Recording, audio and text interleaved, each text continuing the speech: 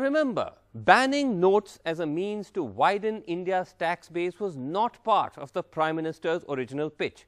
It got added on later. Since then, a number of bewildering, cherry-picked, often contradictory data has been put out to claim that post-note ban, India has become more tax compliant. The claims are not quite borne out by the facts.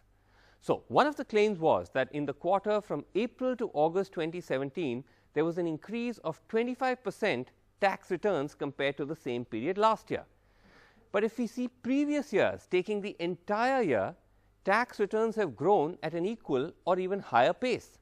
In 2012-13, growing by 31%, going up to almost 40% the next year, 15% in 14-15, but again picking up to 27% the next year and 22% in 16-17. So, that is fairly high or even higher than the 25% between this April to August post-note ban quarter. The government has also claimed that the number of taxpayers has increased from 2.26 crores in April of this year to 2.8 crores by early August, an increase of 60 lakhs or again 25% compared to the same period last year.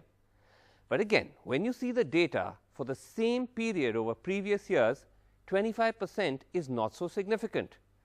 April to August 13, a 52% increase in new taxpayers. In 2014, 12.5% increase, then 16% increase, a 40% increase in the year 2016, which is almost double the 24% that's been notched up in this quarter post-note ban. The government then put out data on the surge in new taxpayers, which they say is because of note ban. But this was confusing. The Finance Ministry claimed that the number of new taxpayers in the last financial year had risen to 91 lakhs. The Economic Survey claimed that new taxpayers in this period was 80.7 lakhs. When we checked, the Finance Ministry said because this was different time periods being used by both. It in fact wasn't, it was the same. Regardless, a look at the growth of new taxpayers in the past few years doesn't seem to suggest there's been an unusual surge.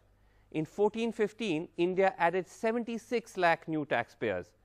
That number fell slightly to 63.5 lakhs in 15-16, but then has picked up in 16-17 to either 80 lakhs or 91 lakhs, depending on which figure you want to believe. But in sum, there's nothing to suggest that note ban has led to some sort of an unusual surge in India's tax base.